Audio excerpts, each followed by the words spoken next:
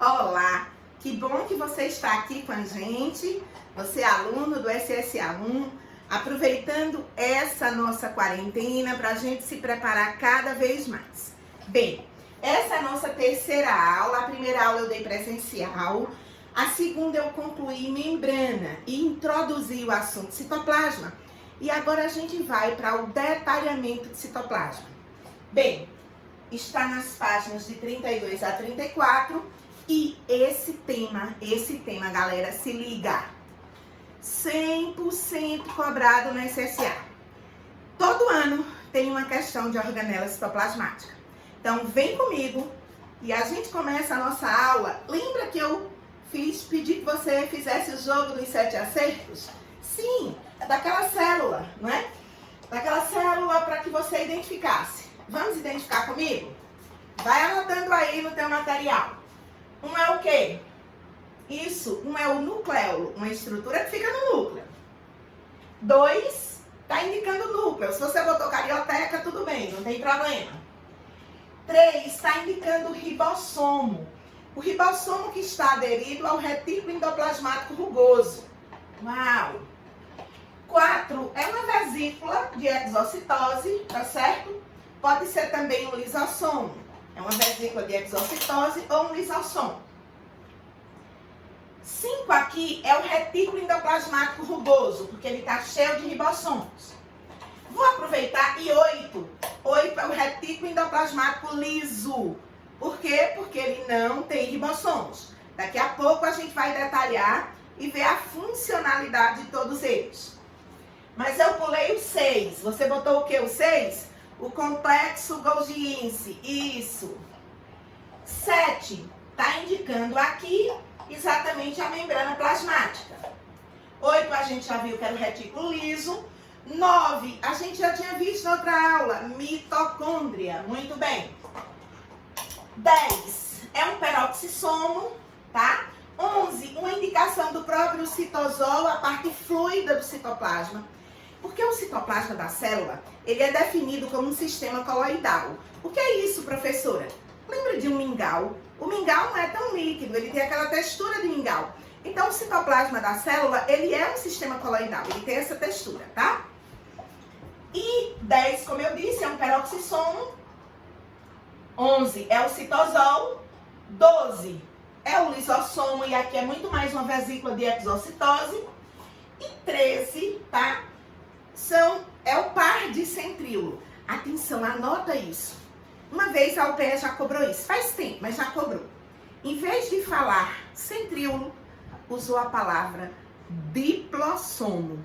Gente, os livros não falam isso, os livros de ensino médio. Diplossomo é uma referência ao par de centríolos. Bem, eu te convido agora, a gente vai viajar, já chamei a atenção. O que diferencia uma célula de vegetal superior de uma célula animal, porque isso sempre é muito cobrado, tá? E agora a gente vai estudar tudo que tem na célula. Eu vou começar por uma estrutura que não está representada nessa figura e que é muito importante. É uma estrutura citoplasmática, chamada de citoesqueleto. O nome é muito sugestivo, porque, olha, se o meu esqueleto dá a forma ao meu corpo, a forma do meu rosto, depende da forma, né, da arcada óssea, dentes, tudo, né, da forma do nosso rosto, tamanho do nariz, essas coisas. Então, o nosso esqueleto, ele dá forma ao nosso corpo e ele permite movimento, tá? Então, o citoesqueleto da célula, isso também, ele dá a forma à célula e ele permite movimentação. Porque as células o tempo todo têm movimentos, tá, gente? Veja bem, o citoesqueleto é formado de 3 estruturas. Os microfilamentos de actina, que eles ocupam essa parte mais externa. Essa parte mais externa da célula é chamada de córtex celular. Na verdade, essa palavra córtex é sempre algo externo e medula é sempre miolo. Em tudo quanto é parte da biologia, em botânica, em citologia, em fisiologia humana, córtex é sempre porção externa e medula é sempre porção interna, tá? A ideia de miolo. Então, os microfilamentos de actina fazem parte do citoesqueleto. De uma forma geral, gente, tá aqui o citoesqueleto, tá? Ele é como se fosse uma grande rede. Se você quiser imaginar um citoesqueleto em casa, faz uma coisa. Pega um bombril, né? Na verdade, uma palha de aço. Bombril é uma marca. Tem bombril, assolano, sei lá. Se você esticar ele, você vai ver uma rede, um emaranhado. Isso é a ideia de citoesqueleto da célula. Feito de quê? De microtúbulos, de microfilamentos e de filamentos intermediários. Aí eu quero chamar a atenção para você que os microfilamentos têm esse nome porque eles são os mais finos. Os microtúbulos são os mais espessos. E filamento intermediário, olha o nome. Ele nem é tão espesso quanto esse, nem é tão fino quanto esse. Por isso o nome é filamento intermediário. Eu quero dizer para você uma outra característica muito importante. Microtúbulos e microfilamentos, eles são feitos de proteínas globulares e elas vão se juntando e se desmanchando. Por causa disso, eles participam dos movimentos. Por exemplo, na hora que uma célula vai fazer pseudópode, de uma fagocitose que a gente estudou na aula passada. Para fazer isso, é uma ação incrível, uma ação, tá? De quem? Dos microfilamentos de actina. Eles precisam estar interagindo junto com os microtúbulos da proteína tubulina. É legal, ó. Microtúbulo é feito de tubulina. Microfilamentos é feito de actina. Eles dois trabalham nos movimentos celulares. Seja o movimento ameboide ou o movimento de ciclose, que é quando tudo fica circulando, tá? Um movimento intenso que tem dentro da célula. Até porque movimento é uma característica dos seres vivos. Às vezes, quando a gente trabalha com um aluno e diz movimento é uma característica dos seres vivos, aí tem gente que diz, poxa, mas a planta tá lá paradinha. Como é que movimento é característica dos seres vivos? É porque o movimento pode ser até um movimento intracelular. Compreendeu? Vem comigo. Então, o movimento da célula vai ser oportunizado pelo citoesqueleto por quem? Pelos microtúbulos e microfilamentos. Porque os filamentos intermediários, eles ficam mais nessas áreas, tá? Os filamentos e também assim estão no entorno do núcleo, determinando assim o espaço que o núcleo vai ocupar na célula. Os filamentos intermediários, eles são principalmente de uma proteína chamada queratina. E eles são estáveis. E como eles são estáveis, eles não participam do movimento, eles oferecem um suporte. Ou seja, imagine aqui, vou puxar minha bochecha, tá? Tô puxando, mas tem um limite, sim. Qual é o limite? Eu não vou repuxar igual se faz com um chiclete. Porque as células, elas têm um limite de elasticidade, de movimento. Mas esse limite vai ser dado porque a estabilidade da célula vai ser dada, vai ser oportunizada pelos filamentos intermediários de actina que são estáveis. Os microtúbulos de tubulina e os filamentos intermediários de actina são estruturas que o tempo todo se polimerizam, ou seja, faz ou se despolimeriza, desmancha. Veja que eles são feitos de bolinhas. Essas bolinhas são as actinas. Aqui também são feitos de dímeros, de duas em duas, tá? Dois em dois grupos de duas tubulinas, chamados de dímeros de tubulina. Isso permite o movimento. Ficou claro? Citoesqueleto, da forma, a célula e o movimento. Lembra da forma do neurônio? Pronto, aquele jeito do neurônio. Só tem aquela forma de neurônio, todo mundo lembra da forma do neurônio, justamente por conta do citoesqueleto. Então isso é muito importante, tá? Nós vamos agora ver a próxima organela, que tem a ver, são as chamadas organelas microtubulares. Porque além dos microtúbulos estarem no citoesqueleto, tá? E participarem dos movimentos, eles vão fazer 3 organelas. Os centríolos, os cílios e os flagelos. São as chamadas organelas microtubulares, feitas de microtúbulo. Veja bem, aqui nessa animação, o par de centríolos na célula fica exatamente desse jeito, tá? Eles ficam nessa posição, formando um ângulo de 90 graus. E como é um centríolo? Ele é formado por 27 microtúbulos, só que agrupados 3 a 3. A gente vê aqui uma figura longitudinal. Lembra que eu já usei essa palavra com vocês na aula? Eu disse que longitudinal é como se fosse um corte de pão de cachorro-quente. E transversal é como se fosse um corte de pão de torradinha. Então, numa estrutura longitudinal, a gente percebe aqui nessa figura longitudinal que o centríolo é feito de 9 grupos de 3 microtúbulos. Aqui já é um corte transversal, uma visão de microscópio eletrônico. A gente vê os 3, ou seja, 9 grupos de 3. E qual é a função dos centríolos? Veja, primeiro, ele vai originar os cílios e... Lembre, centríolo não tem vegetal superior. Também não tem fungos, tá? Centríolos estão ausentes nos vegetais superiores e nos fungos, ok? Não esqueça dessa história de fungo. O que é que o centríolo vai fazer? Originar os cílios e os flagelos, coordenar o movimento dos cílios e flagelos, que a gente vai já discutir, e também ele vai estar relacionado à formação de uma estrutura chamada fuso mitótico. A gente só vai compreender bem essa história de fuso mitótico, que é como se fosse trilhos para os cromossomos se deslocarem na célula, quando a gente for ter aula de mitose e de meiose daqui a uns tempos. Já vai ser no momento presencial, ok? Então, claro, centríolo, um par por célula. Não vai ter onde? Nos vegetais superiores e nos fungos. O que é que o centríolo faz? Faz os cílios e os flagelos, coordena o movimento de cílios e flagelos e vai estar relacionado à formação de uma estrutura chamada fuso mitótico, que vai deslocar os cromossomos na divisão celular, que a gente só vai entender isso no detalhe quando a gente for ter aula de mitose. Vamos agora para as organelas também microtubulares, formadas a partir dos centríolos, que são os cílios e flagelos. Função de cílio e flagelo, movimento. Eles vão ser responsáveis por movimentar alguma coisa. Por exemplo, como está todo mundo pensando em coronavírus, estou eu aqui também. Quando a gente tem uma gripe, tá? Que seja ela causada por um influenza vírus, por um coronavírus, nosso sistema respiratório vai produzir, nossas células do sistema respiratório vão reagir à presença desse patógeno. E vai produzir muco. Esse muco a gente chama de catarro. Bem, todo mundo aqui já gripou alguma vez.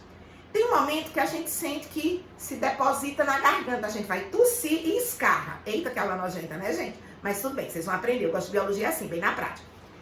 Aí, ó, Meliane, como é que essa secreção veio parar na garganta? Isso. Nossa traqueia, nossos brônquios, eles são cheios de cílios. Eu não tô falando desses cílios aqui, não, gente. Eu tô falando de organela, tá? Cílios e flagelos. Aqui, por exemplo, estão os cílios da tuba uterina. Poderia ser os cílios do sistema respiratório. Então, eles vão movimentar, depositar a secreção. Sabia que quem fuma o cigarro, né, as toxinas do cigarro, matam essas organelas, alteram o tecido.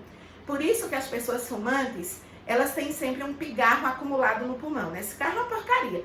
E atenção, tem um monte de jovem que tá agora com modinha de usar cigarro eletrônico. Ele faz o mesmo, aliás, ele faz mais mal. O cigarro convencional é uma porcaria. O cigarro eletrônico é uma porcaria ao quadrado, tá? Destrói os cílios e vai causar eternamente problemas pulmonares. Inclusive câncer de pulmão, que é o que mais mata no Brasil, por sinal. Bem, gente, prestando atenção a essa imagem, a gente vê que os cílios, eles são numerosos e eles também são curtos, tá? Eles são numerosos e curtos. Já os flagelos, eles geralmente são únicos e eles são longos. Quando a gente fala de flagelo, todo mundo lembra do flagelo do espermatozoide. E lembra do movimento, porque todo mundo já viu um videozinho, tá? Isso é massa. Todo mundo já viu o videozinho e mostra o flagelo do espermatozoide, como ele se locomove. Então, o movimento do cílio é assim. Faz de conta que meu braço é um cílio. Ele movimenta assim. Já o flagelo, ele tem aquele movimento serpentiforme, tá? Então, eles vão ter essas diferenças. Ambos, cílios e flagelos, são feitos a partir do centríolo. Qual é a diferença entre cílios e flagelos? Desculpa, entre os cílios e os flagelos. Atenção, os cílios são numerosos e curtos, enquanto que o flagelo é pouco e longo. Mas eu quero detalhar a estrutura do cílio e a estrutura do flagelo. Vê bem. Aqui na base, se eu pegasse esse espermatozoide e cortasse nesse ponto aqui, na base do flagelo, o que era que a gente ia ter? 9 grupos de 3, o chamado corpo basal ou cinetossomo. 9 grupos de 3, provando que o centríolo forma essa estrutura. Mas depois, a visão que se tem não é mais 9 grupos de 3. São 9 grupos de 2, com 2 microtúbulos centrais, conectados por uma proteína chamada dineína, onde tudo isso vai permitir movimento. Porque tanto cílios e flagelos são organelas relacionadas a movimento. Eu quero agora chamar a atenção, tá? Atenção. Nós temos na célula, a maioria das organelas, elas serão membranosas. Elas vão ter membrana na sua estrutura. Membrana com bicamada de fosfolipídio, fluidez, tudo que a gente estudou para membrana plasmática vale para as membranas das organelas citoplasmáticas. Mas no citoplasma, há algumas organelas não membranosas. E aí a professora vai chamar a atenção, tá certo? Nesse esquema, vou estar aqui citando, nesse meu pequeno quadrozinho, mas ele me ajuda bastante, as organelas não membranosas que a célula tem. Primeiro, já estou colocando centríolo. Centríolo, ele é feito de 9 grupos de 3 microtúbulos. Vou citar outra que eu já citei na aula passada. Os ribossomos. Ribossomo, ele é feito de RNA ribossômico mais proteínas. Gente, PTN não é uma abreviatura oficial da biologia não, tá? PTN é mania de professora, mas é proteína. E tem uma outra organela que eu vou citar aqui, que é o proteassomo. Esses proteassomos também são feitos de proteínas. Essas 3 organelas não têm membrana na estrutura delas, tá? Quem são? Os centríolos, que são feitos de 27 microtúbulos, 9 grupos de 3. Os ribossomos e os proteassomos. O ribossomo e o proteassomo a gente ainda vai detalhar. O centríolo a gente já detalhou. Agora, atenção. Cílios e flagelos, a base deles não tem centríolo. Gente, barulho de cachorro, tá? Desculpa, mas a professora está no ambiente doméstico. A base deles é de centríolo, mas aqui eles vão empurrar a membrana. Então, cílios e flagelos são organelas membranosas sim, e compostas de 9 vezes 2 microtúbulos e mais 2 microtúbulos centrais. Ok? Vamos adiante. Ribossomo. O ribossomo tem como papel síntese proteica. Vai ter uma outra aula que vocês vão ver como é interessante o processo de síntese de proteínas, tá? Vocês vão ver como essa aula é massa. Bem, aqui chamando a atenção o retículo endoplasmático rugoso. E o retículo endoplasmático rugoso pode ter um monte de ribossomo. Então, o ribossomo pode estar no retículo rugoso, mas ele também pode ficar livre na célula. Quando ele fica livre na célula, ele vai sintetizar proteínas que vão ficar pela célula, vai para o núcleo, vão estar trabalhando. Quando o ribossomo está no retículo endoplasmático rugoso, ele vai fazer proteínas que vão para um outro destino que depois eu chamo a atenção. Eu quero dizer que os ribossomos são organelas bem pequenininhas, só foram visualizadas na microscopia eletrônica. E eles são feitos de 2 subunidades, a subunidade maior e menor. Na verdade, na aula de síntese de proteínas, a gente vai ver que essas unidades, elas estão assim, elas só se encaixam. É como um liquidificador, motor e copo, mas só funciona quando os dois se juntam. Então, os ribossomos têm como papel sintetizar proteína. Professora, o que é sintetizar uma proteína? Ora, proteína é uma molécula bem grande, feita de quê? De aminoácidos, tá? Você já deve ter visto na escola, a essa altura do ano, que as proteínas são macromoléculas feitas pela união dos aminoácidos. Essa união depende de uma ligação química, chamada ligação peptídica.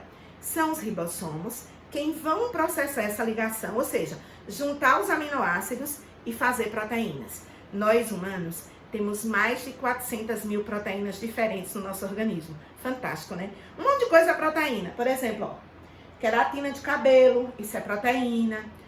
Pitialina, ou amilase salivar, que está na nossa saliva, tem proteína. A nossa lágrima tem uma substância chamada lisozima, que é uma proteína. Um monte de coisa. Hemoglobina, que transporta oxigênio para as nossas células, é uma proteína. Insulina, que é o hormônio que controla a nossa taxa de glicose, é uma proteína. Então, as proteínas são fantásticas, tá? Nossa musculatura só se movimenta por causa de duas proteínas. Uma chamada actina, outra chamada miosina. Ou seja, proteínas. Massa? E quem faz proteína dentro da célula? Os ribossomos, tá? Os ribossomos sintetizam proteínas. E eles são feitos de duas subunidades. Função do ribossomo? Síntese proteica. Vamos agora para o retículo endoplasmático, que a gente vai dividi-lo em o retículo endoplasmático. Quando ele tem os ribossomos, ele é chamado de retículo endoplasmático granular ou retículo endoplasmático rugoso. E aí, como ele tem um ribossomo, o papel dele é o quê? Como ele é um sistema de canais, tá? Uma rede de canais. Imagine que eu fosse comparar a célula a uma cidade. O que seria o retículo endoplasmático? As ruas, que vai conectar a cidade inteira. Então, é papel do retículo endoplasmático fazer todo esse processo de conexão. E no finalzinho dessa aula vai ter uma musiquinha e a gente termina guardando de forma bem massa todas as funções dessas organelas, tá? Espera, você vai terminar a aula dançando comigo. Bem, o retículo endoplasmático granular, também chamado retículo endoplasmático rugoso, também chamado ergastoplasma, tudo isso é sinônimo. Então, eu estou dizendo que essa estrutura age, tá? Essa estrutura age, o retículo endoplasmático, vai haver uma síntese de proteínas no ribossomo do Ré. Essas proteínas, elas têm uma sequência sinal para poder saber que elas vão ser transportadas para dentro do retículo endoplasmático rugoso. E daqui do Ré, elas vão ser encaminhadas para uma outra organela, que é o complexo golgiense, tá? Que daqui a pouquinho a gente vai estar falando. Então, eu já deixei bem claro. Quando o ribossomo, tá? Quando o ribossomo está livre, ele faz proteínas para a célula como um todo. Quando o ribossomo, tá? Quando o ribossomo está aderido ao retículo endoplasmático rugoso, ele faz proteínas que do Ré vão para o Golgi. E do Golgi, eu quero dizer que vão ter 3 destinos. Depois a gente fala sobre esses destinos, tá certo? Mas ribossomo faz proteína. Ou proteína que vai ficar dentro da célula, cumprindo o papel dentro da célula, ou proteína que vai do Ré para o Golgi, e depois eu digo os 3 destinos quais serão. Bem, o retículo endoplasmático rugoso, o seu papel é esse: receber as proteínas que o ribossomo vai sintetizar e transportá-la até ao complexo golgiense. Não é receber qualquer proteína, não. São proteínas onde há uma sinalização. O ribossomo prega no retículo endoplasmático rugoso. É uma sinalização, quer dizer, isso é específico. E o Ré recebe essas proteínas e manda para o complexo golgiense. Já o retículo endoplasmático liso, também chamado retículo endoplasmático não granuloso, tá certo? Não granuloso, não granular, o retículo endoplasmático liso, ele tem um monte de função. Aqui eu separei as funções mais importantes a nível de vestibular. Veja quais são. Tá aqui chamando a atenção que ele é uma rede. E lembre que esse retículo endoplasmático, ele é lipoproteico, ele é uma organela membranosa, porque eu já disse que as organelas não membranosas nós já temos aqui. São os centríolos, os ribossomos e os proteassomos. Já falamos de centríolos, já falamos de ribossomo. Falta só a gente falar de proteassomo. Bem, função do réu, síntese de lipídio. Ei, galera, vou dar uma dica para vocês, tá? Anota isso aí no material de vocês. Eu disse que a célula é a unidade anátomo-fisiológica de todos os seres vivos. Então, é o que está na célula que trabalha o tempo todo. Tudo bem? É o que está na célula que trabalha o tempo todo. Então, trabalha sintetizando moléculas. As moléculas orgânicas vão passar por sínteses dentro da célula. Aí, veja bem. Para você não esquecer, A professora vai listar aqui as organelas. O que elas sintetizam. Vou adiantar. Ora, retículo endoplasmático rugoso é rugoso porque tem ribossomo. E isso nenhum aluno erra. Papel, sintetizar proteína. Atenção. Retículo endoplasmático liso, tem L. Olha aí. Papel, sintetizar lipídios. E aí eu vou adiantar para você, tá? Estou adiantando para você. O complexo Golgi-Ince, que eu vou botar aqui só Golgi, como ele tem G, ele vai ter como função sintetizar glicídios. Não é fácil. Da lista de moléculas orgânicas, só está faltando os ácidos nucleicos. Mas os ácidos nucleicos, eles vão ser feitos. Tem uma parte glicídica, que quem faz é o Golgi. Tem o ácido fosfórico, que é um resíduo de sal mineral, ele entra pronto na célula molécula inorgânica. E a base nitrogenada é um papel mitocondrial, mas isso a gente só vai poder estudar lá em bioenergética, tá? Agora não pode ser não. Só que essa dica, meu filho, você só erra, você só vai errar na prova do SSA, na prova da sua escola, se você quiser.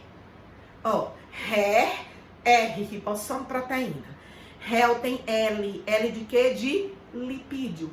E Golgi tem G, G de quê? De glicídio. Poxa, massa, guardou, fácil memorizar. Gente, biologia é muito fácil. Quer dizer, ela pode se tornar muito fácil. Basta a gente se apaixonar por ela.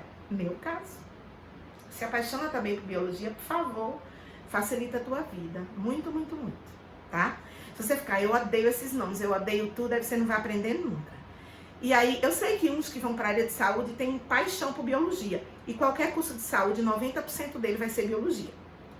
Aqueles que querem as engenharias, as humanidades, realmente não gostam de biologia. Mas, por favor, goste, I love you, tá? Veja bem, primeiro papel do réu, síntese de lipídio. Segundo papel dele, desintoxicar. Menino, o que é desintoxicar? Por exemplo, eu tomo medicação. Essa medicação vai ser metabolizada, não é? E ela gera toxinas. Sabe quem faz a faxina no corpo? O retículo liso. Sobretudo das células do fígado, das células hepáticas, chamadas de hepatócitos. Então, ele desintoxica. A pessoa, eu não vou fazer isso nunca, mas tudo bem. A pessoa encheu a cara, ficou bêbado. Ele não vai ficar eternamente bêbado. Chega um momento que o efeito do álcool passa. Por quê? Porque o retículo liso quebrou o álcool, tá? Desintoxica. Eu quero lhe dizer que desintoxicar é uma reação química. E quem faz? Enzimas. Bem, onde é que essas enzimas estão? O retículo liso não é uma membrana? Membrana não é lipoproteica? Eu mostrei para vocês na aula de membrana que uma das funções que as proteínas da membrana têm é função enzimática. Então, no réu, ficam enzimas capazes de quebrar moléculas tóxicas e transformá-las em moléculas menos tóxicas ou até não tóxicas. Aí eu digo que o réu é o verdadeiro faxineiro do organismo, tá? Outra função. A gente só vai entender melhor essa terceira função que eu vou colocar para vocês quando a gente for estudar tecido muscular. Por exemplo, para poder ter contração muscular, as células musculares trabalham, tá? Em conjunto com duas proteínas, actina e miosina. Para elas poderem contrair, precisa de cálcio. Quem controla essa liberação de cálcio? O retículo liso. A gente vai ver na aula de tecido muscular essa funcionalidade do retículo liso. Libera o cálcio, promove contração. Aí o retículo liso recolhe o cálcio, há relaxamento. É massa isso, não é? Mas isso a gente realmente só pode entender no detalhe quando a gente for para tecido muscular. Célula de vegetal superior tem um vacúolo bem grandão. Eu já disse isso e vou mostrar no finalzinho dessa aula. E aí, quem faz esse vacúolo grandão é exatamente o retículo endoplasmático liso. Ele vai se encher de água na célula vegetal. Isso vai ser muito importante, eu já falei um pouco sobre isso quando eu dei aula de osmose para vocês. E por fim, a gente vai ver esse detalhe daqui a pouco, tá? Daqui a pouquinho. Eu vou mostrar que o retículo liso, ele participa de uma reação importante do organismo chamada autofagia. Então o réu, ele faz muita função mesmo. Só que o que mais cai no vestibular vai ser síntese de lipídio e desintoxicação. E a gente vai cantar daqui a pouco isso para você não esquecer jamais. Atenção, a gente vai agora para o complexo golgiense. Ele tem 6 funções, tá? O complexo golgiense, ele nada mais é do que um conjunto de sacos achatados e vesículas.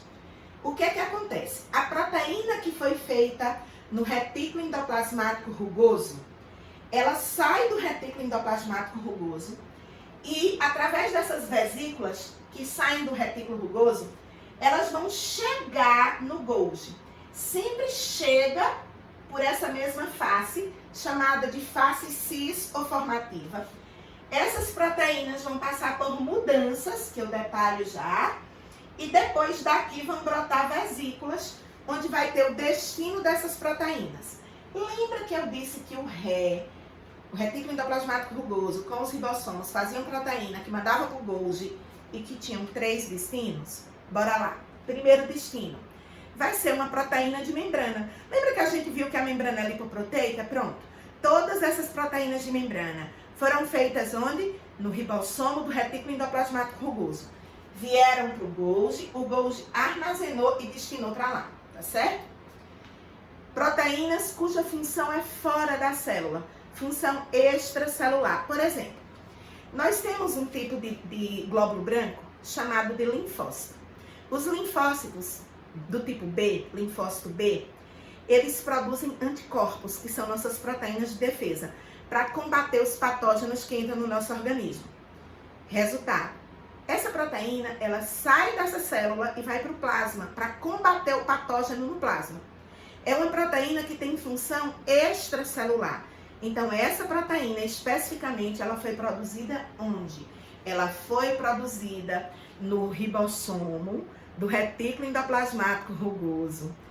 Foi encaminhada para o Golgi, entrou na face cis, sofreu modificações, foi liberada na face trans. Ok? Olha como é tudo. E é tudo organizadinho assim na célula. Super organizado. Célula é fantástica, tá? Eu disse 3 destinos. Só falei proteína de membrana até agora, né? As proteínas feitas no ribossomo do ré. Aí eu vou chamar a atenção aqui, tá?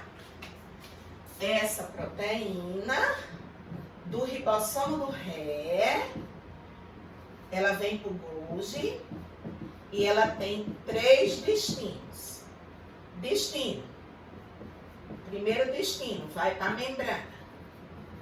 Segundo destino, ela vai cumprir sua função extracelular. Então, vai ter exocitose. Terceiro destino, ela será uma enzima de uma organela chamada lisossomo. Então, bora lá. Proteínas feitas no ribossomo livre, a gente já falou que os ribossomos podem estar livres ou aderidos ao retículo endoplasmático rugoso. Desculpa, professora, ser redundante, mas é porque isso cai. E aí, como isso cai, eu fico batendo no martelo, tá? Bora lá. Chamando a atenção para cá. Proteína do ribossomo livre tem múltiplas funções na célula. Como é um monte de função, a gente aprende, eu elimino essas 3, o resto é proteína feita nos ribossomos livres. Proteína feita no ribossomo do retículo endoplasmático rugoso, qual o papel que ela tem? Ou ela vai para a membrana, tá? A professora anotou aqui, ou ela vai ter função fora da célula, ou seja, ela passa por exocitose, aquilo que a gente já estudou na aula anterior, ou ela vai ser uma enzima de uma organela chamada lisossomo, que a gente detalha daqui a pouquinho. Então, bora lá. Eu disse que o Golgi tem 6 funções e a gente vai cantar tudo isso, tá? Quando eu for cantar, vai ficar muito fácil para vocês tudo isso. O Golgi, ele armazena, ele recebe proteínas ou lipídios, ele armazena. Ele secreta, mas não é uma secreção qualquer, ele secreta dando destinação. Então, quando ele recebe na face cis, aqui nos seus sacos, ele vai fazer mudanças. Até chegar na face trans, vão acontecer nas proteínas que ele recebeu mudanças chamadas de mudanças epigenéticas, que estão além da genética, que tem a ver com o ambiente da célula. E essas mudanças vão deixar a proteína funcionar. Quais são essas mudanças? São as chamadas, por exemplo, glicosilar, adicionar um glicídio à proteína. Fosforilar, botar um fósforo na proteína. E é como se fosse uma maneira que o Golgi tem, gente, de fazer um endereçamento, entendeu? É como se ele carimbasse quimicamente a proteína e disse, ó, você vai para a membrana fazer isso. Não, você vai ser enzima lisossômica. Ó, seu papel é fora da célula, você vai ter exocitose e essa sua exocitose vai ser assim assado para sair da célula e fazer tal coisa. Muito massa, né? Então, ele armazena e secreta, mas como eu disse, não é uma secreção qualquer, é dando endereçamento, que pode ser glicosilação, fosforilação, glicosilação é para a gente lembrar. Ele sintetiza glicídio. E o Golgi ainda faz o lisossomo da digestão, o acrossomo da fecundação e a lamela média da divisão. Eu estou, na verdade, cantando, tá? O Golgi ainda faz o lisossomo da digestão, o acrossomo da fecundação e a lamela média da divisão. Daqui a pouco a gente vai cantar. Porque primeiro a gente compreende o conteúdo, depois a gente tem musiquinha para nos ajudar a guardar pro restinho da vida, tá? Atenção, muita atenção. Eu estou dizendo que o Golgi armazena e secreta, sintetiza glicídio. Faz o lisossomo da digestão, faz o acrossomo da fecundação, é uma estrutura do espermatozoide, vou mostrar, e faz a lamela média da divisão. Vamos ver o que é o acrossomo da fecundação? Veja, essa célula é uma espermátide e ela vai virar espermatozoide. Mas o complexo de Golgi vai se juntar e vai fazer o acrossomo. O que é o acrossomo? Ele é um capuz cheio de enzimas. Essas enzimas que estão aqui no acrossomo são chamadas de hialuronidases. Elas vão digerir o ácido hialurônico que está protegendo o gameta feminino para poder permitir a fecundação. Quer dizer que, se o espermatozoide não formar o acrossomo, não vai conseguir fecundar, não é isso, Mariane? Isso mesmo. Então, é o complexo de Golgi, se junta, forma o acrossomo e ele está cheio de quê? De hialuronidases, que são enzimas que foram produzidas no ribossomo do retículo endoplasmático rugoso, vão para o Golgi armazena e forma o acrossomo. Enzimas hialuronidases que vão digerir o ácido hialurônico que está protegendo o gameta feminino, tá? Quando a gente for estudar reprodução, isso volta. Então, já aprendemos o que é o acrossomo da fecundação. Vamos aprender o que é a lamela média da divisão. As células animais, atenção no que eu vou comparar. A gente ainda vai ter essa aula de mitose, isso volta. Célula animal, ela tá aqui, aí quando ela vai se dividir, ela se divide assim, por constricção, tá? Vem de fora para dentro, ok. Célula animal é assim. Só que célula vegetal tem parede celular, e a parede celular de celulose é rígida. E como é rígido, não permite esse processo. Aí, ó, se liga o que é que vai acontecer, se liga. O complexo de Golgi manda um bocado de vesículas. Essas vesículas vão se fundir e aqui vai demarcar o quê? A lamela média, onde aqui vai ser depositada a celulose da parede celular, onde uma célula vegetal que estava se dividindo por mitose já está aqui na telófase, que é a fase final, tem 2 núcleos e agora vai dividir em citoplasmas. Então, a lamela média é um processo da divisão das células vegetais. Essa divisão se chama mitose, especificamente, tá? E agora, vamos falar dos lisossomos. Eu disse que a enzima do retículo a proteína feita no retículo endoplasmático rugoso, no ribossomo do retículo endoplasmático rugoso, vai para o Golgi. O Golgi pode ter 3 destinos, ou é membrana plasmática, ou sofre exocitose, ou vai ser enzima lisossômica. Ó, uma dica, lisossomos. Ei, sem dinheiro, a primeira coisa que vai acontecer é passar fome. Então lembre, lisossomo, lisossomos. Sem dinheiro, passando fome, organela da digestão. Valeu a dica? Para não confundir com ribossomo. Ribossomo, síntese proteica. Tudo bem? Lisossomo, lisossomos. Organela da digestão. O lisossomo, ele trabalha com 3 processos digestivos, basicamente. Digestão intracelular, também chamada heterofágica, autofagia e autólise. Então, vamos compreender esses 3 processos, por favor. Aqui, com essa gravura, eu vou mostrar para vocês a digestão intracelular, tá? E também o processo de autofagia. Olha cá. Aqui essa célula fagocitou. E o fagossomo vai se fundir com o lisossomo. E vai fazer o quê? O vácuo digestivo, porque o lisossomo, digamos que isso aqui era uma bactéria. E o lisossomo vai destruir essa bactéria, forma então um vácuo residual e vai acontecer aqui plasmocitose. Plasmocitose é um termo que é usado para defecação celular. Não confunda com fagocitose e pinocitose. Plasmocitose, cocô da célula, tá? Plasmocitose é de cocô. Então, processo de exocitose. Então, aqui foi a digestão intracelular de uma partícula que foi ou fagocitada ou pinocitada, tá? Aqui a professora detalhou, deixa eu tomar um gole d'água. Aqui a professora detalhou o que acontece porque houve uma fagocitose. Mas poderia ser uma pinocitose, não é a mesma coisa.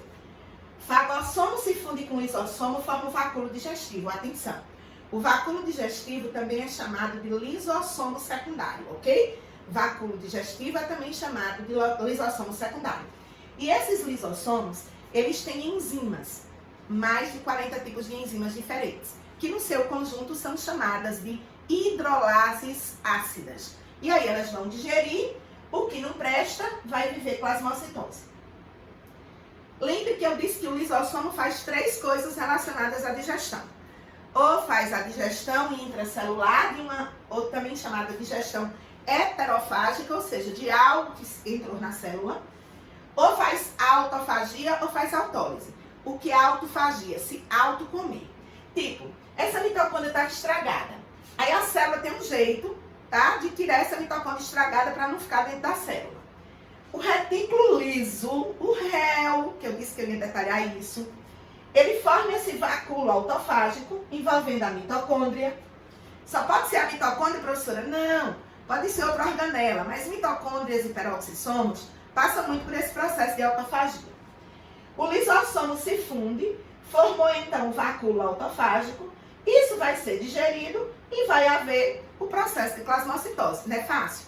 A autofagia, se autocomer, é um processo biológico onde a célula usa para tirar organelas que estão velhas para manter a vitalidade da célula, ok? Isso é bom. A autólise. Autólise não. Vê o que é que acontece em autólise. Aqui a célula estava normal. Aí ela entrou em desequilíbrio, ela ficou toda inchada, os lisossomos estouram e a célula morreu por autólise.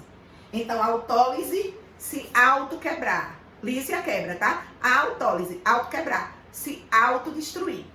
A autólise, às vezes, é biologicamente necessária. Por exemplo, todo mundo já viu a questão da metamorfose do sapo, né, do girino, na verdade, para se transformar em sapo. Ele não perde a cauda? Pronto, a cauda não sai voando, não. Ela é digerida por autólise. Quando a gente está na barriga da nossa mamãe, a gente não tem os 5 dedos divididos, não. Eles são divididos porque vai ter autólise dessas células de membranas interdigitais. Aí separou os 5 dedos. São autólises necessários. Também existem autólises que causam problema, tá? Que são frutos de doença. Por exemplo, as pessoas podem... Aqui está uma articulação. E as pessoas podem ter lisossomos digerindo a articulação. E quando isso acontece, é uma doença chamada de artrite. Então, às vezes, a autólise ela pode estar relacionada a processos de doença. Quando uma pessoa trabalha numa marmoaria, aqueles lugares que tem polimento de mármore, inspira partícula de sílica. Essa partícula de sílica se acumula nas células, nos alvéolos do pulmão. Lá, os lisossomos não foram planejados pelo processo evolutivo para digerir sílica, para digerir partícula de mármore. Resultado, eles estouram e isso vai matando os alvéolos pulmonares e a pessoa vai ter uma doença, tá? Essa das partículas de sílica é chamada de silicose e essa silicose vai causar uma doença que é uma incapacidade respiratória crônica. Então, a cada tempo que passa, vai perdendo a capacidade pulmonar, porque esses alvéolos são destruídos. E é nos alvéolos que ocorre trocas gasosas, que a gente, pega oxigênio, libera CO2, tá? Então, a autólise pode ser parte de um processo biológico, como na metamorfose, por exemplo, mas pode causar também, se esses lisossomos estouram no momento que não deve, isso pode causar um dano. Ficou claro, gente? Uma autólise biológica, por exemplo, quando a gente tem uma fratura óssea, a gente vai estudar isso em tecido ósseo. Para poder colar o osso de novo, vai ter autólise, tá? As células vão ter liberação de enzima lisossômica que vai destruir o osso para refazer de novo. É algo biológico. Como eu disse, às vezes a autólise é biológica, às vezes a autólise ela vai ser danosa, tá? Mas o que é autólise é quando o lisossomo estoura e destrói a célula. Diferente de autofagia, se é autofagia, autocomer, tá? Porque fagia é comer. Então é quando a célula come partes de si mesma, ok? Vamos agora para outra organela que é o peroxissomo. O peroxissomo também tem muitas funções, mas 99,9% das questões de peroxissomo vão perguntar uma única coisa.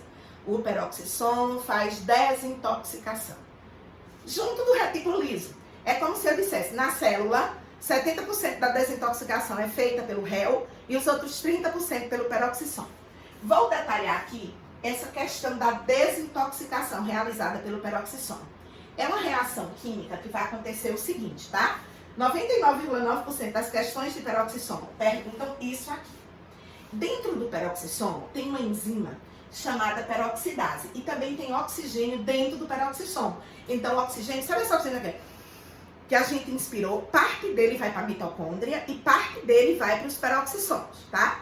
Então vê bem, aqui eu tenho uma molécula tóxica, reage com o oxigênio que está dentro do peroxissomo, aí a ação da peroxidase vai quebrar essa molécula tóxica, que agora ficou atóxica ou pouco tóxica, chamada aqui apenas de R, e vai gerar como resíduo H2O2. O que é isso? Peróxido de hidrogênio. E isso também ainda é tóxico. E agora, Meriane, o que é que vai acontecer? Para poder a equação ficar balanceada quimicamente, eu coloquei aqui duas moléculas de peróxido de hidrogênio.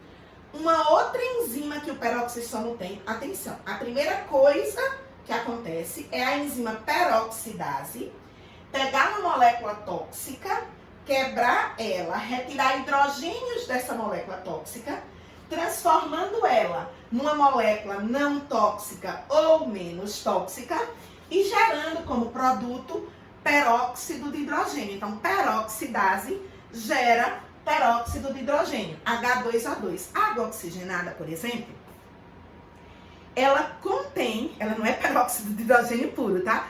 Mas quando a gente vê água oxigenada, 10 volumes, quer dizer que ela tem 10% de H2O2, de peróxido de hidrogênio. Falo daqui a pouco um detalhe de água oxigenada para você. Aí aqui, duas moléculas de peróxido de hidrogênio, vai ser o quê? Quebrada por uma outra enzima que está no peroxissomo, chamada de catalase. E o que é que ela faz? Ela quebra isso em água e oxigênio. Deixa eu mostrar o balanceamento da equação. Nós temos aqui 4 hidrogênios, tá? E 4 oxigênios. Vamos contar?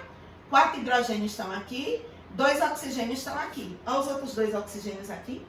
Então, o que é que a catalase vai fazer? Quebrar o peróxido de hidrogênio em água, que é ótima, em oxigênio, que começa a ser reutilizado na reação novamente. Então, essa reação de desintoxicação do peroxissomo é uma reação importantíssima para as células, tá? É também papel do peroxissomo, atenção, isso que eu coloquei em vermelho é porque você só vai entender isso quando você for estudar bioenergética, tá? Que é o peroxissomo, ele vai quebrar lipídios e proteínas para fazer uma molécula chamada acetil e dar ela para a mitocôndria. Para a mitocôndria converter isso em ATP. Então, isso é massa. É uma sociedade do peroxissomo com a mitocôndria. Quebrar lipídios e proteínas, transformar isso numa moléculazinha chamada acetil e a mitocôndria pega esse acetil e gera energia para a célula. A gente vai entender isso melhor em bioenergética. Mas um outro papel do peroxissomo, que não deixa de ser um papel de desintoxicação, é oxidar ácidos graxos, pegar ácido graxo, lembre que oxidar é liberar hidrogênios, porque reduzir é receber. Então, ele retira hidrogênios dos ácidos graxos e termina pegando esse ácido graxo e utilizando ele para sintetizar colesterol. Lembre, colesterol presente nos animais. Uma outra coisa que eles fazem é degradar radical livre. Radicais livres são moléculas muito reativas que se formam, por exemplo, se a gente respira e parte desse oxigênio não é utilizado, o resíduo do oxigênio vira um radical chamado superóxido. Esse radical superóxido é uma desgraça. Ele estraga o DNA, estraga a enzima, estraga a membrana, ou seja, radical livre é uma coisa do mal, tá? Então, o peroxissomo não desintoxica.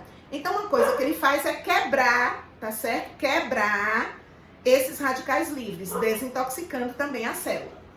Um outro papel é que existem peroxissomos especiais em sementes, que são chamados de glioxissomos. O que é que ele faz?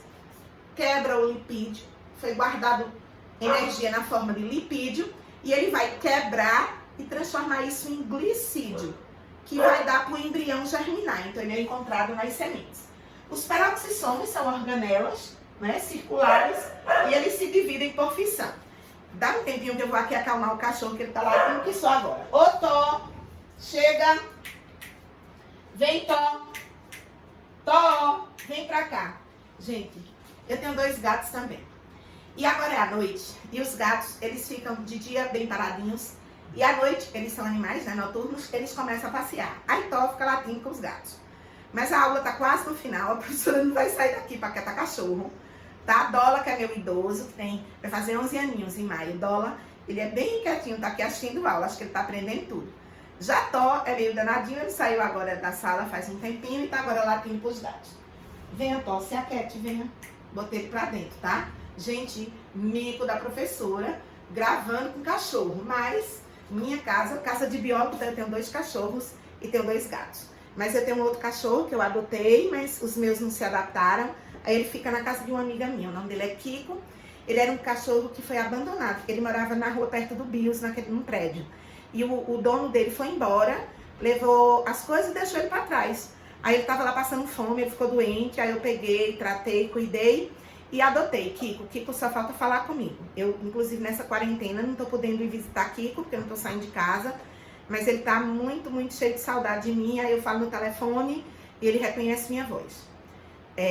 Eu tenho esses 3 cachorros, 2 aqui em casa e um outro. Eu amo pets. Bem, vamos agora, né? A gente já viu a reação do peroxissomo. Essas 2 organelas, a professora vai só pontuar o papel delas. Por quê? Porque elas serão estudadas detalhadamente. Gente, todo ano cai no SSA detalhes de fotossíntese e respiração celular. Por isso que isso é visto num conteúdo chamado bioenergética. Hoje a gente só vai pontuar. Mitocôndria age na respiração da célula e cloroplasto na fotossíntese, tá? Hoje eu só quero pontuar isso, lembrando que toda a estrutura dos cloroplastos e das mitocôndrias a gente vai estudar em várias aulas, inclusive porque bioenergética é um tema extremamente frequente, tá certo? Extremamente frequente. Bem, o vacúolo de suco celular, que é o vacúolo vegetal, o nome já diz, é vacúolo vegetal. Ó, ele é bem grandão. Ele ocupa quase a célula vegetal toda. Quando a célula, lembra? Aí quando a gente bota essa célula no meio hipertônico, ela vai perder água e aí ela vai murchar. E a membrana vai se despregar da parede celular. E esse processo se chama plasmólise. A professora chamou a atenção na aula de osmose. Mas, Meire, qual é a função do vacúolo? 2. Armazenar água e participar aí do controle osmótico. Uma célula vegetal, ela recebe água, mas não em excesso. Célula animal estoura, célula vegetal jamais vai estourar, porque esse vacúolo vai ficar cheio de água e gera uma pressão e não permite que entre excesso de água na célula vegetal, tá? Célula vegetal murcha, tem plasmólise, mas ela não estoura, ela não tem plasmoptise. Células animais têm plasmoptise, células animais estouram. O outro papel desse vacúolo é armazenar substâncias. Por exemplo, a gente tem essências, né? Essências que vêm das plantas. As essências são óleos essenciais que estão armazenados, por exemplo, dentro do vacúolo. Então, o vacúolo, ele tem várias substâncias muito legais. Tipo, é bom chupar uva roxa, faz bem para a saúde, né? Faz, porque lá tem resveratrol, que é uma molécula que está no retículo e que nos nossos vasos sanguíneos ela tem um papel protetor, até de impedir o estrago que o colesterol faz nos vasos sanguíneos. Isso mesmo. Essas outras organelas que eu vou falar agora são organelas que a descoberta foi mais recente e que a cobrança dela nos vestibulares também é menor. Porém, eu não quero deixar de ver nada com vocês, tá? O retículo nucleoplasmático, atenção, não é o endoplasmático não, é nucleoplasmático. Onde é que ele está? No núcleo da célula. Aqui são fotografias de microscopia, onde houve uma marcação e ele está aqui no núcleo das células. Ele faz 4 funções vitais. Ele ativa genes, ele liga genes. Meriane, o que é isso? Gene, fragmento de DNA. Para quê? Para o DNA mandar fazer moléculas de RNA, para os RNAs trabalharem fazendo proteínas. Ou seja, manda na atividade genética da célula, tá? Ele determina que a célula se multiplique ou não. Então, se a célula vai se dividir ou não vai se dividir, é um sinal do retículo nucleoplasmático. Como é que ele dá esses sinais? Ele armazena cálcio e libera ou não cálcio. Outro papel dele determina a diferenciação celular. Quando a gente foi estudar reprodução e embriologia, nós partimos de um só zigoto. E depois esse zigoto vai formar 216 tipos de células diferentes que tem no nosso corpo. E como é que essas células vão se diferenciando?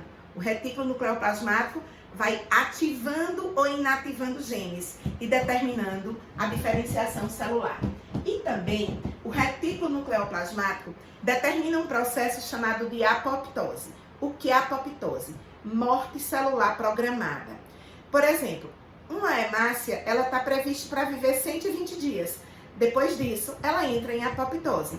Ela morre e não danifica ninguém. É diferente de autólise, aquela do lisossomo, quando o lisossomo estoura. Quando ocorre a autólise, danifica as células vizinhas. Já a apoptose não, a célula morre porque terminou o tempo de vida dela. Morte celular programada, mas não acontece nada com as células do entorno.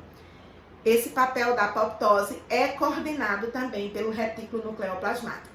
Essa organela, ela foi descoberta em 2003 e por trás dessa descoberta tem uma cientista de nome Maria de Fátima Leite, que ela é bioquímica e professora da Universidade Federal de Minas Gerais. Foi essa mulher, essa cientista brasileira, que desvendou toda a funcionalidade do retículo nucleoplasmático. Palmas para Maria de Fátima Leite. Os proteassomas digerem proteína. Bem fácil isso, tá? Até proteassoma vai te lembrar proteína. Ribossomo sintetiza. Proteassomo quebra proteína. Imagine que essa proteína está estragada. Aí ela vai ser carregada para o proteassomo, que é essa estrutura aqui, parece até um colar. Aí a proteína estragada vai penetrar no proteassomo e aquela vai ser toda quebrada. E esses pedaços aí podem ser reciclados para fazer, né? Tem aminoácidos, a célula pode reciclar para fazer novas proteínas. Isso é importante? Sim. Para que uma proteína que está com defeito, ela não continue na célula. A célula, ela funciona como uma máquina, que o tempo todo ela faz controle de qualidade. Os hidrogenossomos e os mitossomos são organelas que existem em seres vivos muito primitivos, em seres vivos eucariontes, muito primitivos e não mitocondriados. Ainda não tinha acontecido o processo de endossimbiose da mitocôndria, que a gente estudou na nossa primeira e única aula presencial que eu consegui dar a vocês, porque logo em seguida, né, começou aí o processo de quarentena. Mitossomo e hidrogenossomos, então esses nominhos, tá? Eles ocorrem em seres vivos muito primitivos. Eles estão relacionados com geração de energia e esses seres vivos não possuem mitocôndria. Vamos cá. Os hidrogenossomos estão aqui. Aqui é um protozoário, tá? Aqui é um tricomonas. Mas ele vai ser encontrado em protozoários flagelados, em ciliados e até mesmo em fungos. E esse hidrogenossomo, ele gera ATP na ausência de oxigênio.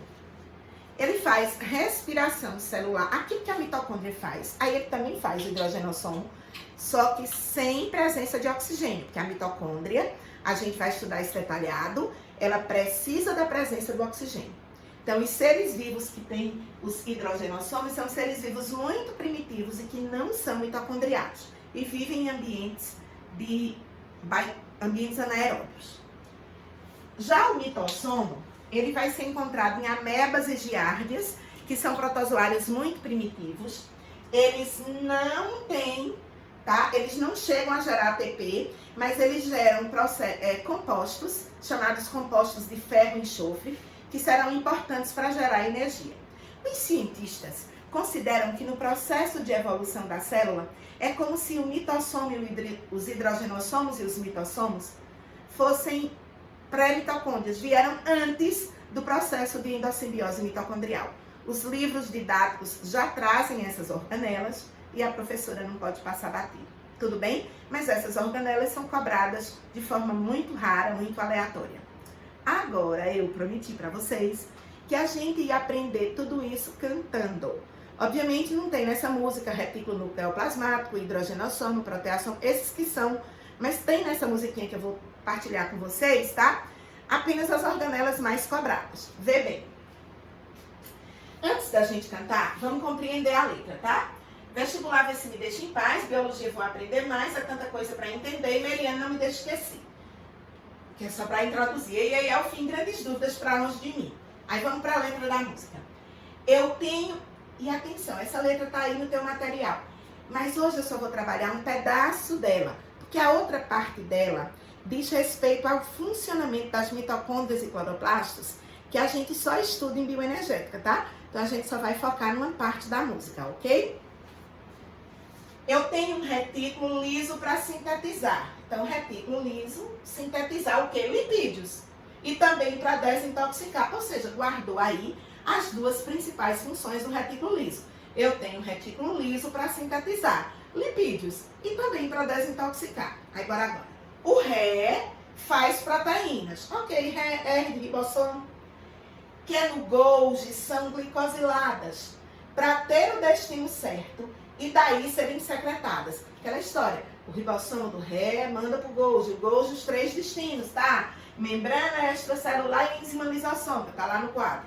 Ok? Proteína de membrana, proteína com função extracelular ou enzima lisossômica. E daí serem secretados. Mesmo porque tudo todo e no Golgi são glicosiladas. Glicosilado, sinalização química. Mas eu botei glicosilado para tu lembrar que Golgi também faz glicídio, porque tu vai lembrar de glicose, tá? Golgi faz glicídio. Golgi armazena, secreta, tá certo? Por glicosilação, fazendo as mudanças epigenéticas e sintetiza glicídio. Aí vem aqui. O Golgi ainda faz o lisossomo da digestão, o acrossomo da fecundação e a lamela média da divisão. Lembra que isso aqui é de célula vegetal. Aí vamos aqui. Peroxissomo não posso esquecer. O que é que ele tem? Catalase. E o que é que a catalase faz? Tem catalase para fazer peróxido, H-peróxido de hidrogênio em HO2. Ó, certamente algum dia na vida você teve um corte. E nesse corte você gotejou o quê? Gotejou água oxigenada. E não sabe aquelas bolinhas? É porque suas células cheias de peroxissomo, a água oxigenada não tem H2O2, peróxido de hidrogênio, aí a catalase dos lisossomos vai quebrar em água e oxigênio. Por isso as bolinhas, tudo bem? Mostrando a ação dos peroxissomos nos tecidos, que foram danificados ali naquele ferimento.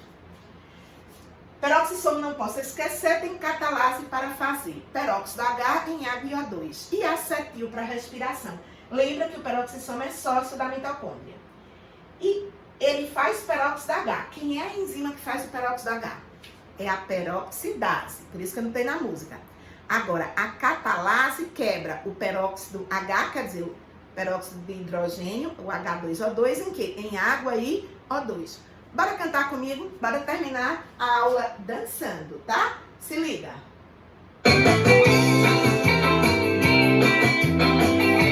Aumenta o som!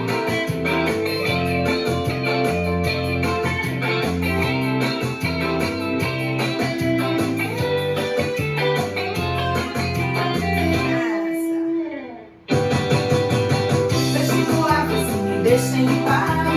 Biologia, vou aprender mais. É tanta coisa pra entender. E Meriana não me deixa esquecer. Ei, ei, é o fim. Grandes dúvidas pra longe de mim. Eu tenho um retículo liso pra sintetizar lipídios e também pra desintoxicar. das proteínas, que no gosto são glicosiladas, pra ter o destino certo e daí serem secretadas. Ei, ei, é o fim, grandes dúvidas pra longe de mim. O hoje ainda faz o isossomo da digestão, o aquassomo da fecundação e a lamela média da divisão.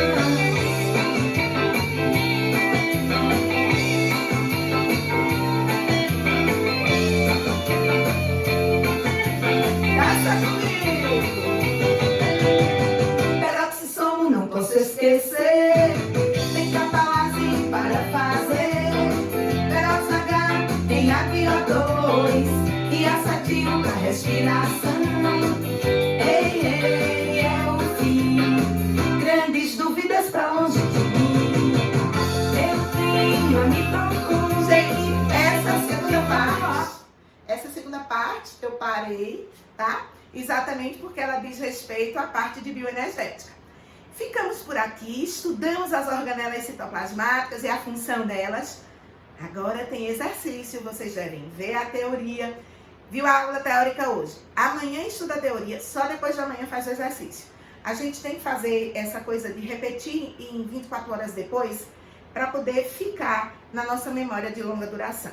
A gente vai fazer uma super orientação de estudo para vocês quando foi disparado o problema do coronavírus e a questão da quarentena. Mas a melhor maneira de estudar é o seguinte: eu tenho uma aula teórica hoje, digamos. Hoje, segunda-feira, eu estou tendo essa aula teórica. Na terça-feira, eu posso ver um pouco do material teórico, tá? Ver o que está no nosso módulo. Agora, os exercícios, deixa para fazer na quarta, na sexta, no sábado, algum tempo depois. Porque se você termina de estudar a teoria e vai ver o exercício, eu quero dizer que você tem um falso acerto. O acerto que está na memória de curta duração, e aí você não identifica se aprendeu ou não. Então, o ideal é, teve aula teórica, estuda o material teórico 24 horas depois e 2 ou 3 dias depois resolve os exercícios. Porque quando você acertar nesse exercício, é porque você compreendeu. E se você não acertar, você volta no material teórico, porque ainda não houve compreensão. Um beijo bem grande, a gente fica por aqui e nos encontramos em breve.